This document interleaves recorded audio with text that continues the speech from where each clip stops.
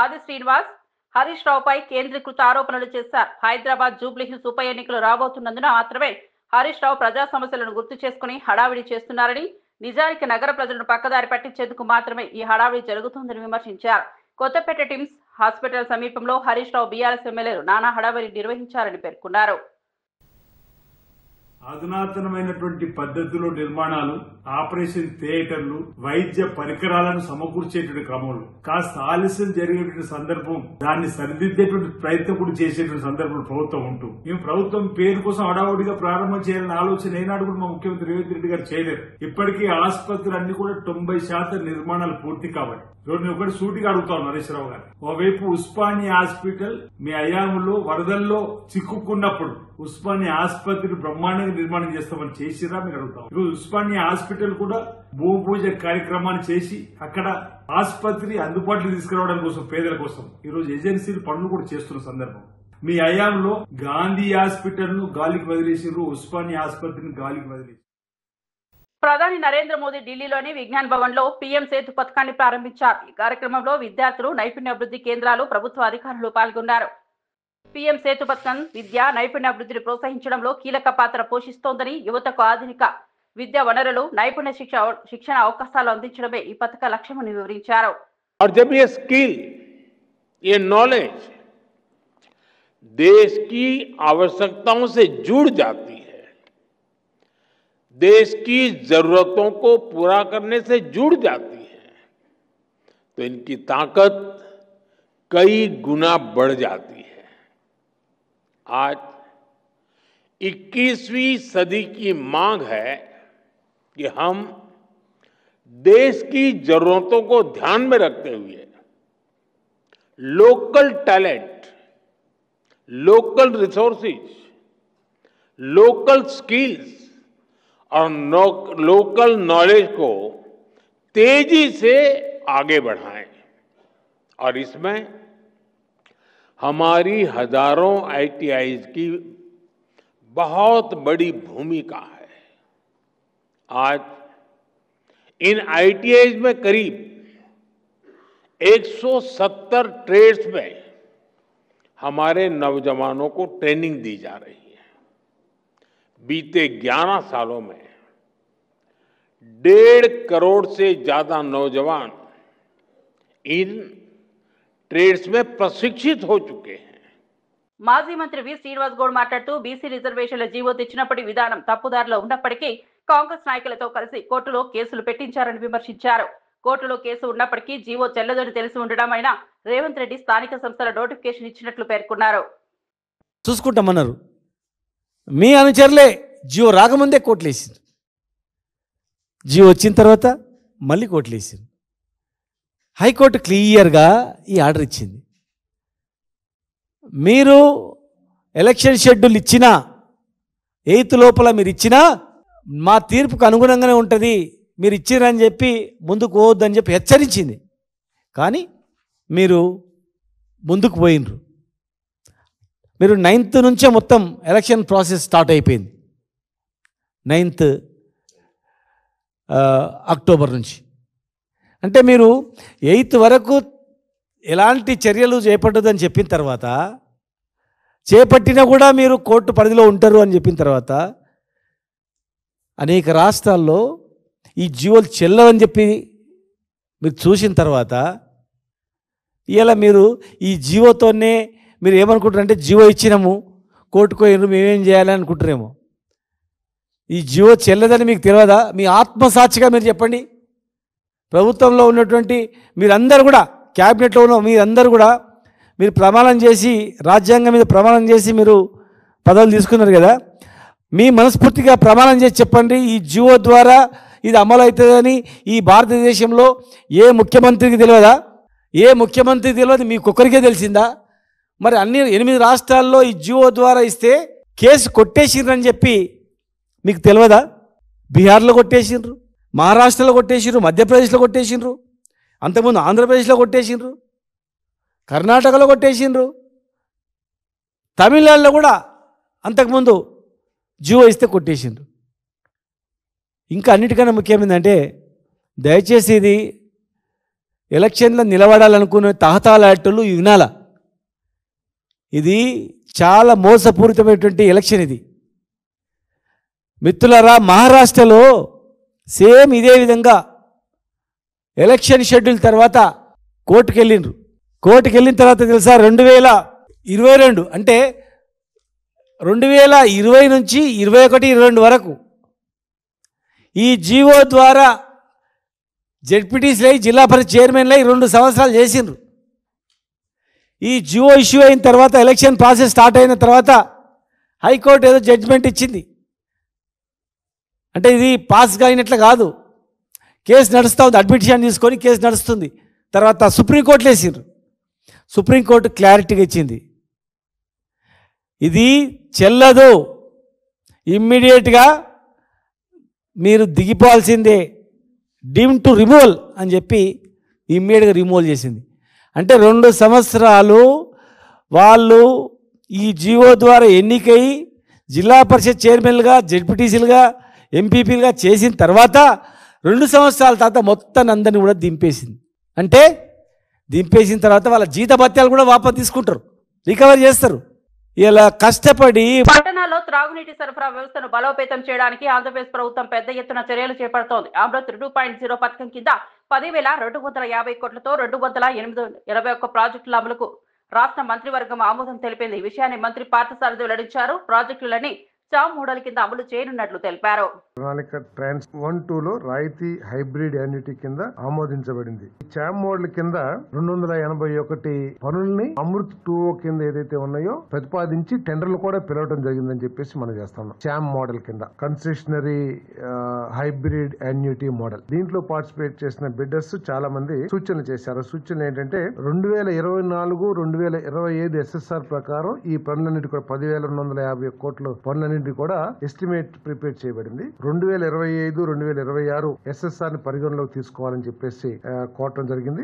ఈ 2.5% ఏదైతే EMD ఉంటుందో సక్సెస్ఫుల్ అయిన బిడ్డర్ కి అగ్రిమెంట్ చేసే సమయంలో తీసుకోండి అని చెప్పేసి రిక్వెస్ట్ చేశారు. అదేవిధంగా మామూలు నార్మల్ టెండర్ సిస్టమ్ లో, కాంట్రాక్ట్ సిస్టమ్ లో 7.5% సెక్యూరిటీ డిపాజిట్ కింద హోల్డ్ చేస్తారు ప్రతి పేమెంట్ లో కూడా.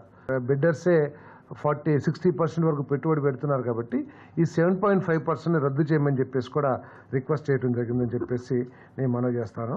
ఏదైతే APU FIDC ఈ సంస్థ ఏదైతే ఉందో మేనేజింగ్ డైరెక్టర్ని 2,756.67 కోట్లు బదులు 2,980.9 కోట్లు కన్సెషనరీ సపోర్ట్ కింద పెంచమని చెప్పేసి కూడా రిక్వెస్ట్ చేయడం జరిగింది. ఏదైనా కూడా మొత్తం ప్రాజెక్ట్ కాస్ట్ లో 60% కన్సెషనరీస్, 40% అథారిటీ బేర్ చేయాలని చెప్పేసి రిక్వెస్ట్ చేశారు. దీనికి సంబంధించిన ప్రతిపాదన ఏదైతే ఉందో దాన్ని ప్రభుత్వం ఆమోదించడం జరిగిందని చెప్పేసి మనం చేస్తాను. విశాఖ ఎంపీ భరత్ వైసీపీ నేతలపై తీవ్ర స్థాయిలో మండిపడ్డారు. రాష్ట్రానికి వస్తున్న పెట్టుబడులను ఉద్దేశపూర్వకంగా అడ్డుకుంటున్నారని ఆరోపించారు. రాష్ట్ర అభివృద్ధి జరగడం వైసీపీకి ఇష్టం లేదని భరత్ వ్యాఖ్యానించారు. పెట్టుబడిదారుల్లో అనుమానాలు రేకెత్తించేందుకు వైసీపీ నేతలు ప్రయత్నిస్తున్నారని విమర్శించారు. క్యాబినెట్ క్లియరెన్స్ అయిపోవాలి, ల్యాండ్ అలొకేషన్ అయిపోవాలి, వాళ్ళు పెట్టుబడి పెట్టి బిల్డింగ్ కట్టేయాలి, ఇక్కడ ఉద్యోగులు కూడా వచ్చేసి స్థిరపడిపోతే ఉద్యోగులు వచ్చేసిన తర్వాత వైసీపీ దీన్ని ఏమీ అడ్డుకోలేరనే ఒక ఆలోచనతో మేము పనిచేస్తున్నాం. ఇది జరగడం వైసీపీ వాళ్ళకి ఇష్టం లేదు. ఇక్కడ వచ్చే పెట్టుబడులు ఎట్లా అడ్డుకోవాలి, ఈ ప్రాజెక్టు ముందుకు వెళ్ళకూడదు, ప్రాజెక్టు ముందుకెళ్ళిపోతే ఈ ప్రాంతం అభివృద్ధి చెందిపోతాయి, ఉద్యోగాలు వచ్చేస్తాయి, అందరు చైతన్యపడతారు అనేది వైసీపీకి భయం. ప్రజలు ఎదగడం వైసీపీ పార్టీకి ఇష్టం లే. ఉత్తరాంధ్ర ప్రజలందరూ ఒకసారి గమనించాలి. అభివృద్ధి జరగడం వైసీపీ నాయకులకి ఎవరికి ఇష్టం లేదనుకుంటా. మీరే ప్రజలే వాళ్ళని చీ కొడుతూ ఉంటే వాళ్ళకి కొంతైనా బుద్ధి వస్తుందని నేను కోరుకుంటున్నాను. మాజీ మంత్రి అంబటి రాంబాబు కుటుంబంలో ఆనందం నెలకొంది. ఆయన కూతురు శ్రీజ అమెరికాలో వివాహ బంధంతో ఒకటయ్యారు. సన్నిహిత బంధువులు, స్నేహితుల సమక్షంలో ఆ వేడుకలు ఘనంగా నిర్వహించారు. అమెరికాలోని ప్రసిద్ధ వేడుకల వేదికలో జరిగిన ఈ వివాహానికి తెలుగు సమాజానికి చెందిన ప్రముఖులు కూడా హాజరయ్యారు. తణుకు ప్రాంతం మన ప్రాంతమే. మేము యాక్చువల్గా అయితే వీళ్ళిద్దరిని పిలిచి ఆంధ్రాలో పెళ్లి చేయాలి. కాకపోతే ఇక్కడ ట్రంప్ వ్యవహారం తెలుసు కదా మీకు, వస్తే మళ్ళీ రానియడం ఉద్దేశంతో నేను, నా వైఫ్ సుబ్బారావు గారి వైఫ్ మేమే ప్రత్యేకంగా ఇక్కడికి రావటం, ఈ దేవాలయంలో వివాహం జరుపుకోవటం మాకు చాలా సంతోషం. వాళ్ళిద్దరూ సుఖశాంతులతో అమెరికాలో చాలా చక్కగా ఉండాలని, మంచి భవిష్యత్తు ఉండాలని, ఒక డాక్టర్, ఒక సాఫ్ట్వేర్ ఇంజనీర్ కాంబినేషన్ ఇప్పుడు లేటెస్ట్ కాంబినేషన్. ఇదివరకు డాక్టర్ అయితే బిజీ అయిపోయి ఇబ్బంది పడుతున్నారని ఇప్పుడు అంతా కూడా లేటెస్ట్గా ఇలా సెలెక్ట్ చేసుకున్నారు. చాలా సంతోషం. మా శ్రీజ అండ్ జాస్తి హర్ష ఇద్దరు కలిసి వివాహం చేసుకోవాలని అనుకుని మాకు కబురు చేశారు. మేము కూడా వచ్చి వారిని ఆశీర్వదించేదానికి కార్యక్రమం చేసాం. నిజానికి హర్ష ఫాదర్ మదర్ రావాలి, వాళ్ళు పాపం 3 సార్లు ట్రై చేశారు వీసా కోసం, 3 సార్లు రిజెక్ట్ అయింది. నిజంగా చాలా బాధాకరమైన విషయం. వాళ్ళ ఫాదరు మదరు ప్రజెన్స్ లేకోకుండా ఇవాళ పెళ్లి జరిగింది. సరే కొన్ని సంఘటనలు మనం వాటిని తప్పించలేము. ఆ విధంగా జరిగింది. పాపం వాళ్ళ ఫాదర్ మదర్ అక్కడుండి వీడియో లైవ్లో ఆస్వాదిస్తున్నారు. మళ్ళా ఎప్పుడో ఇండియా వస్తారు, ఘనంగా అందరిని పిలిచి నా కొడుకుని నా కూతుర్ని అదేవిధంగా అల్లుడిని ఇద్దరిని రిసెప్షన్ లాగా పెట్టి, అది 2 సంవత్సరాలకు వస్తారా 3 సంవత్సరాలకు వస్తారా ఓ కెనాట్ సే, ఇప్పుడు వస్తే అప్పుడు చాలా ఘనంగా చేసి అందరికీ పరిచయం చేస్తాను ఇండియాలో ఉండే వాళ్ళందరికీ అని కూడా ఈ సందర్భంగా నేను మనవి చేస్తున్నాను. విష్ణు మా బంధువు విష్ణు సెయింట్ లూయిస్లో ఉంటాడు. నా వీడియోలు చూసి ఆయన వైఫ్ అందరూ వచ్చారు. వస్తా వాళ్ళ దొడ్లో సొరకాయలు బండి అంట, సొరకాయలు ఇంకేవో అన్ని కాయలు తీసుకొచ్చాడు. ఆయన వచ్చిన దగ్గర నుంచి వండుకోవటం మొదలెట్లా రాయల్ రెడ్డి సార్, గోహిత్ రెడ్డి. ఆసుపత్రి ప్రారంభం ఆలస్యం అవుతోందని బీఆర్ఎస్ సీనియర్ నేత హరీష్ రావు తీవ్ర ఆగ్రహం వ్యక్తం చేశారు. 2 సంవత్సరాల నుంచి ఆసుపత్రి పూర్తి కాలేదని మండిపడ్డారు. తాము అధికారంలో ఉన్నప్పుడు భూసేకరణ నుంచి డిజైన్లు, టెండర్లు, 6 అంతస్తుల భవన నిర్మాణం వరకు పూర్తి చేశామని గుర్తు చేశారు. కానీ ప్రస్తుత ప్రభుత్వం 2 సంవత్సరాల్లో 5 ఫ్లోర్లు మాత్రమే వేసిందని విమర్శించారు. బీఆర్ఎస్ ప్రభుత్వం కొనసాగి ఉంటే టిమ్స్ ఆసుపత్రి గత ఏడాదికే ప్రారంభమై ప్రజలకు సేవలు అందించేదని వ్యాఖ్యానించారు. కేసీఆర్ గారు ప్రభుత్వం నిర్ణయించింది. దాంట్లో భాగంగా ఎల్బీ నగర్ లో 1000 పడకల ఆసుపత్రి, మల్కాజ్గిరిలో 1000 పడకల ఆసుపత్రి, ఎర్రగడ్డలో 1000 పడకల ఆసుపత్రి, నిమ్స్ 2000 పడకల ఆసుపత్రి కొత్తగా నిర్మించాలని, తద్వారా హైదరాబాద్ నగరంలో 5000 పడకల సూపర్ స్పెషాలిటీ ఆసుపత్రులు నిర్మించాలని మరో 100 ఏళ్ల ముందు చూపుతో ఆనాడు కేసీఆర్ గారు నిర్ణయం తీసుకున్నారు.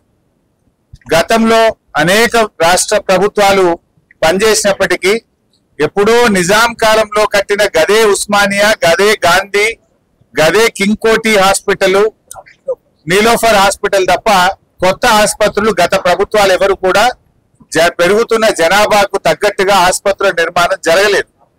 కానీ కరోనా వచ్చిన తర్వాత కేసీఆర్ గారు రాష్ట్ర ప్రజల ఆరోగ్యం, పేదల ఆరోగ్యాన్ని దృష్టిలో పెట్టుకొని ఇలా పేదలు కార్పొరేట్ ప్రైవేట్ ఆసుపత్రులకు వెళ్లి అప్పుల పాలవుతున్నారు, వారికి సరి అయిన వైద్యం అందడం లేదని, ఈ కొత్తగా వస్తున్న రోగాలను పేదల ఆరోగ్యాన్ని దృష్టిలో పెట్టుకొని పేదలకు ప్రభుత్వ రంగంలో కార్పొరేట్ సేవలు అందించాలి, సూపర్ స్పెషాలిటీ వైద్య సేవలు అందించాలని ఈ 4 టిమ్స్ ఆసుపత్రిని వరంగల్లో 2000 పడకల హెల్త్ సిటీని కేసీఆర్ గారు ప్రభుత్వం ప్రారంభించారు. దీనికి అవసరమైన అన్ని నిధులు కూడా కేటాయించారు. దానికి డబ్బులకు కూడా ఇబ్బంది లేకుండా నిధుల సమీకరణ కూడా కేసీఆర్ ప్రభుత్వమే చేసింది. ఆనాడు కేసీఆర్ ప్రభుత్వ హయాంలో పనులు ప్రారంభమైనాయి. ఇవాళ కాంగ్రెస్ గవర్నమెంట్ వచ్చి దాదాపు 2 సంవత్సరాలు పూర్తయితున్నా ఈ ఆసుపత్రులను పట్టించుకోవడం లేదు. ఇప్పుడు మనం ఎల్బీ నగర్ టిమ్స్ ఆసుపత్రి దగ్గర ఉన్నాం. ఇవాళ గౌరవనీయులు సుధీర్ రెడ్డి ఎమ్మెల్యే గారి నాయకత్వంలో వారి నియోజకవర్గంలో ఉన్న టిమ్స్ ఆసుపత్రిని విజిట్ చేయడానికి వచ్చాం. ఇక్కడ ఏమైంది? ఆనాడు భూసేకరణ చేసింది కేసీఆర్ ప్రభుత్వం, టెండర్లు పిలిచింది కేసీఆర్ ప్రభుత్వం, డిజైన్లు పూర్తి చేసింది కేసీఆర్ ప్రభుత్వం, నిధులు సమీకరించింది కేసీఆర్ ప్రభుత్వం. ఆ రోజు సెల్లార్తోని మొదలుకొని 6 అంతస్తుల వరకు భవన నిర్మాణాన్ని పూర్తి చేసింది కేసీఆర్ ప్రభుత్వం. మరి 2 ఏళ్లలో కాంగ్రెస్ ప్రభుత్వం ఏం చేసిందయ్యా అంటే ఒక 5 ఫ్లోర్లు మాత్రమే వేశారు. ఇంకా పూర్తి కాలే. ఫ్లోర్లు వేయడం, స్లాబులు వేయడం కూడా పూర్తి కాలేదు. నిజంగా బీఆర్ఎస్ ప్రభుత్వమే ఉండుంటే ఇప్పటికే ఏడాది కిందనే ఈ ఆసుపత్రి ప్రారంభమై ప్రజలకు సేవలు అందించేది. రేవంత్ రెడ్డికి ఎక్కడ కేసీఆర్ కు పేరు వస్తుందో, ఎక్కడ బీఆర్ఎస్ ప్రభుత్వాన్ని ప్రజలు గుర్తు చేసుకుంటారో అని కావాలనే ఈ ఆసుపత్రి యొక్క నిర్మాణాన్ని స్లో చేస్తా ఉన్నారు. అంటే ముందు చూపు లేని మందబుద్ధి కలిగిన నాయకులు వీళ్ళకి ఎంతసేపు రాజకీయమే తప్ప ప్రజలంటే పట్టదు, పేద ప్రజల వైద్యం పట్టదు. ఎందుకు 2 సంవత్సరాలు ఆటో డ్రైవర్ల సేవలో పథకం ద్వారా రాష్ట్ర వ్యాప్తంగా దాదాపు 3 లక్షల మంది డ్రైవర్లకు లబ్ధి చేకూరనుందని పవన్ కళ్యాణ్ అన్నారు. ఆటో, టాక్సీ, మ్యాక్సీ క్యాబ్ డ్రైవర్ల సంక్షేమం కోసం ప్రభుత్వం ప్రత్యేకంగా ఈ పథకాన్ని రూపొందించిందని పేర్కొన్నారు. ప్రజల సమస్యలని వాటిని పరిష్కరించడం కూటమి ప్రభుత్వ ప్రధాన లక్ష్యమని స్పష్టం చేశారు. ప్రతి ఆటో డ్రైవర్ కి ఈ రోజున 15,000 జమ చేస్తూ దాదాపు 3 లక్షల ఇంకా సరిగ్గా చెప్పాలి 2,90,000 మందికి ఈ ఆటో డ్రైవర్ సేవల పథకం ద్వారా లబ్ధి చేకూరుండగా మీ అందరి కోసం ప్రభుత్వం ఆర్థిక ఇబ్బందులు ఉండి 436 కోట్ల భారాన్ని ఈ రోజున రాష్ట్ర ప్రభుత్వం చాలా ఆనందంగా మోస్తుంది. అంటే మీకు ఈ చిన్నపాటి ఊతం ఇవ్వగలిగితే అది భారం అయినప్పటికీ కూడా మీకు ఆనందంగా మోస్తుంది ఈ ప్రభుత్వం. ప్రజల సమస్యలు విని వాటిని పరిష్కరించడమే కూటమి ప్రభుత్వం లక్ష్యం. ఇచ్చిన మాట నిలబెట్టుకుంటూ వాగ్దానాలను కార్యరూపం దాల్చుతూ ముందుకు సాగుతూ ఉన్నాం. ఆటో డ్రైవర్లకు అండగా నిలబడి వారి జీవనోపాధి కాపాడటం కోసం కూటమి ప్రభుత్వం బాధ్యతగా భావిస్తున్నాం. ప్రజాప్రభుత్వం ఆటో డ్రైవర్ల అకౌంట్లో ప్రతి వ్యక్తికి 15,000 జమ చేయనుందని నారా లోకేష్ తెలిపారు. ఆటో డ్రైవర్లు ఊరుగా పట్టణాల్లో ప్రజా అవసరాలకు ముఖ్యమైన సేవలు అందిస్తున్నారని పేర్కొన్నారు. వారి ఆర్థిక సమస్యలను తగ్గించడమే ఈ పథకం ముఖ్య ఉద్దేశమని తెలిపారు. డ్రైవర్ల రుణాలను తీర్చిదిద్దేందుకు సౌకర్యం కల్పించడానికి ప్రభుత్వం ఈ పథకాన్ని ప్రవేశపెట్టిందని తెలిపారు. స్కూల్కి తీసుకెళ్లి తిరిగి తీసుకొచ్చేది మా ఆటో డ్రైవర్లు. అనారోగ్యంతో ఎవరన్నా బాధపడితే అంబులెన్స్ లాగా మారి ఆసుపత్రులు కూడా తీసుకెళ్లేది మా ఆటో డ్రైవర్లు. పనికి కానీ ఆఫీస్కి వెళ్ళాలన్నా, ట్రైన్ ఎక్కాలన్నా, బస్ ఎక్కాలన్నా ఫీడర్ వెహికలే మన ఆటో. మీరు ఆటో తోలి ప్రజలకి మెరుగైన సేవ చేస్తున్నారు కనుకనే మీ రుణం తీర్చుకునేదానికి ప్రభుత్వం ఈరోజు ఆటో డ్రైవర్ల సేవలో అన్న పథకాన్ని మేము రూపొందిస్తాం జరిగింది. కార్మికులు, డ్రైవర్లు తమ వాహనాలు పూజలు చేసుకుంటారు దసరా పండగప్పుడు. దసరా పండగ అయిన కరెక్ట్గా 3 రోజుల్లోనే ఈరోజు ఆటో డ్రైవర్ల అకౌంట్లో 15,000 రూపాయలు ప్రభుత్వం అందజేయబోతుంది. సుమారుగా 3 లక్షల మంది డ్రైవర్లకి ఈ కార్యక్రమం వర్తిస్తుంది. అన్నమయ్య జిల్లాలోని ములకల చెరువులో భారీ కల్తీ మద్యం తయారీ బయటపడింది. విజయవాడ, విశాఖ, తమిళనాడుకు చెందిన 9 మంది ముఠా ఓ భవనాన్ని అద్దెకు తీసుకుని అందులో స్పిరిట్ రసాయనాలతో బ్రాండెడ్ మద్యం తయారు చేస్తున్నట్లు ఎక్సైజ్ శాఖ దర్యాప్తులో తేలింది. వీరు తయారు చేసిన మద్యం సీసాలను పాల వ్యాన్లో దాచిపెట్టి బెల్ట్ షాప్ రోడ్లో ఒక గొడౌన్లో అక్రమంగా ఒక నకిలీ మద్యాన్ని తయారు చేస్తున్నారు అనేటువంటి సమాచారం రావడంతో నేను అసిస్టెంట్ కమిషనర్ కడప మరియు అన్నమయ్య జిల్లా ఎక్సైజ్ సూపరింటెండెంట్, మా సిబ్బంది నీలకంఠారెడ్డి ఇన్స్పెక్టరు, జహీర్, మిగిలిన టీములతో అంతా కలిపి ఇక్కడ దాడి చేయడం జరిగింది. ఇక్కడ మొత్తం అంతా కూడా ఒక స్పిరిట్ను తెచ్చి ఈ ఏదైతే ఒక గొడౌన్ లాగా ఉందో దాంట్లోనే అంతా మిషనరీ అంతా పెట్టుకున్నారు. డిస్టిలరీ వాటర్ తయారు చేసుకోవడానికి ఒక కొత్త మిషనరీ తెచ్చుకున్నారు విత్ మోటార్సు. ఆ స్పిరిట్ వచ్చిన తర్వాత స్పిరిట్ను దానికి కావాల్సిన వాటర్ ఎంతైతే ఉంటుందో అంత మోటార్ల ద్వారా ఒక 200 లీటర్ల స్టీల్ ట్యాంకులోకి పంపిస్తున్నారు. మొత్తం వాటర్ అంతా దాంట్లోకి వెళ్ళిపోతుంది. ఈ స్పిరిట్ను కలిపి అదేవిధంగా క్యారామిల్, ఆ కలరు వచ్చేదానికి లిక్కర్ కలరు, అదేవిధంగా ఫ్లేవర్, అది బ్రాందీనా విస్కీనా ఫ్లేవర్స్ ఉంటాయి. ఆ ఫ్లేవర్ వేసిన తర్వాత మొత్తం అంతా అది కలపడానికి కూడా ఒక మోటార్ని ఏర్పాటు చేసి ఉన్నారు. ఆ మోటార్ ద్వారా కలపడం జరుగుతుంది. కలిపిన తర్వాత వాటర్ పోవడానికి, లోపలికి పోవడానికి ఒక పైపు, కలిపిన తర్వాత దాన్ని బ్లెండ్ అంటాము, ఇంకా లిక్కర్ రెడీగా బాటిలింగ్ చేయడం కోసం అది ఏదైతే ఉందో బయటికి రావడానికి ఇంకో పైప్ పెట్టుకున్నారు. అది వచ్చిన తర్వాత ఏదైతే మనం స్పిరిట్ క్యాన్లు ఎంటీ అయిపోతాయి కదా, 35 లీటర్లు ఒక్కొక్క క్యాను, వాటిలో మళ్ళీ ఈ బ్లెండ్ని ఫిలప్ చేసుకుంటున్నారు. చేసుకొని మాన్యువల్గా ఈ ఖాళీ బాటిల్స్ తెచ్చుకొని, ప్లాస్టిక్ బాటిల్లన్నీ ఆ ఖాళీ బాటిల్స్లో మాన్యువల్గా నింపి ఇక్కడ క్యాప్స్ ఫిక్స్ చేయడానికి ఫేక్ క్యాప్స్ కూడా పెట్టుకున్నారు. అది ఫిక్స్ చేయడానికి మిషన్స్ ఉన్నాయి. ఒక 2 మిషన్లు మాన్యువల్ ఉన్నాయి, ఒకటి సెమీ ఆటోమేటిక్ ఉంది. ఇంతకుముందు చూసినప్పుడు మాకు ఒకటే కనపడింది, మళ్ళీ అంతా వెరిఫై చేస్తే 2వ మాన్యువల్ మిషన్ కూడా కనపడింది. ఆ మాన్యువల్ మిషన్ ద్వారా మూతలన్నీ కూడా ఫిక్స్ చేయడం జరుగుతుంది. అలా ఫిక్స్ చేసిన వాటికి వెంటనే పక్కన ఫేక్ లేబుల్స్ పెట్టుకొని ఉన్నారు. అది ఇంకొక వ్యక్తి ఆ లేబుల్ వేసేస్తాడు ఫాస్ట్గా. అంటే ఫిల్ చేసే వ్యక్తి ఒకరు, క్యాప్ బిగించే వ్యక్తి ఒకరు, లేబుల్ వేసే వ్యక్తి ఒకరు. లేబుల్ వేసిన తర్వాత హీల్ అంటాం, హోలోగ్రాఫిక్ లేబుల్ అది పైన వేస్తారు మూత మీద. అది ఒరిజినలా కాదా అని తెలుసుకోవడం కోసం ఇది డూప్లికేట్. అది కూడా వేశారు. అంటే దాన్ని మళ్ళీ మేము స్కాన్ చేసుకుంటే తప్ప అది కనపడదు. మొత్తం అంతా ఆంధ్ర లేబుల్స్ని యాజ్ ఇట్ ఈజ్గా ఫేక్ తయారు చేసుకున్నారు. ఇలా చేసినటువంటి దాన్ని 48 బాటిల్లో ఒక్కొక్క బాక్స్లో పెట్టుకొని ఈ బాక్సులన్నీ వాళ్ళ షాపుల ఏరియాలో ఒక షాపు లైసెన్స్ని కూడా మేము అరెస్ట్ చేయడం జరిగింది. ఈ పీటీఎం మండలం ఆంధ్ర వైన్స్ లైసెన్సీని. ఇక్కడ ఈ వెహికల్ ఏదైతే మీరు మా వెనక చూస్తున్నారో ఈ వెహికల్లో ఇది పాల వ్యాన్లా కనపడుతుంది చూడండి. దీంట్లో మొత్తం అంతా సప్లై చేయడానికి వ్యాన్ రెడీగా పెట్టుకొని ఉన్నారు. దాంట్లో మేము వచ్చేటప్పటికే దాంట్లో సుమారు 40 బాక్సులు ఫిల్ చేసి ఉన్నారు. ఇది మాకు ఇక్కడ దొరికినటువంటి వాళ్ళు అంతా లేబర్ ఉన్నారు. ఇప్పుడు ప్రస్తుతం 4 తమిళనాడు వాళ్ళు ఉన్నారు, 2 ఒరిస్సా వాళ్ళు, ఒక వ్యక్తి విజయవాడ అతను ఉన్నాడు. దీని డ్రైవర్ నర్సీపట్నం అతని వెహికల్ డ్రైవరు వీళ్ళు ఉన్నారు. ఈ తెచ్చినటువంటి వ్యక్తి ఎవరినైతే ఈ తమిళనాడు వాళ్ళు ఉన్నారో జనార్దన్ రావు అని అతను విజయవాడలో ఉంటాడు. అతని డీటెయిల్స్ అన్నీ కూడా మాకు వచ్చాయి. అట్ ది సేమ్ టైం ఈ వెహికల్ ఎవరిది అనేటువంటిది కూడా మేము ఎంక్వైరీ చేసుకుంటున్నాము. ఇది మొత్తం అంతా కూడా ఎవరెవరు దీంట్లో ఇన్వాల్వ్ అయి ఉన్నారో. ఇంకొకతను సమ్ రాజు ఈ జనార్దన్ రావు అనుచరుడు, అతని ఫాలోయరు, హెంచ్మన్ అతనికి. అతను ఈ వెహికల్ డ్రైవర్ను తీసుకొని వచ్చింది అతను, ఒరిస్సా వాళ్ళని తెచ్చింది అతను. వీళ్ళందరినీ కూడా ఇప్పుడు కేసులో ఇన్వాల్వ్ చేసుకొని ఫర్దర్ అసలు ఈ గొడవను ప్రిమిసిస్ ఏదైతే ఉందో దీని ఒరిజినల్ ఓనర్ లక్ష్మీనారాయణ అనే వ్యక్తి, ఇతను బెంగళూరులో ఉంటాడు. ఇతను డాబా పెట్టుకోవడానికి ఒక రామ్మోహన్ అనేటువంటి వ్యక్తికి ఇచ్చాడు. ఇతను ఒక 2 నెలల ముందు దీన్ని ఖాళీ చేశాడు ఈ డాబాను. ఈ రామ్మోహనే తిరిగి వీళ్లకు రెంట్కి ఇవ్వడం జరిగింది. అతను రామ్మోహన్ వచ్చిన తర్వాత అతను ఎవరికి రెంట్కి ఇచ్చాడు, ఏదైనా అగ్రిమెంట్ ఉందా, మొత్తం అంతా తీసుకోవడం జరుగుతుంది. ఇప్పుడు దీంట్లో మేము ఇక్కడ ఐడెంటిఫై చేసినటువంటివి స్పిరిట్ క్యాన్లు 30 క్యాన్స్ ఉన్నాయి, ఒక్కొక్కటి 35 లీటర్లు. నెక్స్ట్ బ్లెండ్ అంటే లిక్కర్ రెడీగా ఉన్నటువంటిది 42 క్యాన్లు ఉన్నాయి, ఒక్కొక్కటి 35 లీటర్లు. ఈ మాన్యువల్ మిషన్స్ క్యాప్స్ మిషన్స్ ఏవైతే ఉన్నాయో 3 ఇందాకే చెప్పాను నేను.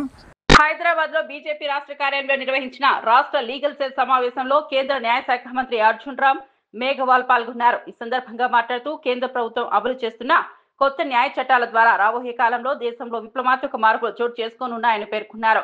న్యాయ వ్యవస్థలో పారదర్శకత, వేగవంతమైన న్యాయం సాధ్యమయ్యేలా ప్రధానమంత్రి నరేంద్ర మోదీ దృష్టిలో పెట్టుకుని చట్టాలు రూపొందించారని తెలిపారు. इसलिए भारतीय न्याय संहिता लेके आई, ये फर्क आपको समझना पड़ेगा. ये बड़ा काम था, छोटा काम नहीं था. 1 जुलाई 2024 से न्यू क्रिमिनल जस्टिस सिस्टम में ये मेजर चेंज है. आप इसको अभी इतना महसूस नहीं करोगे, लेकिन 2-3 साल के बाद बहुत महसूस करोगे.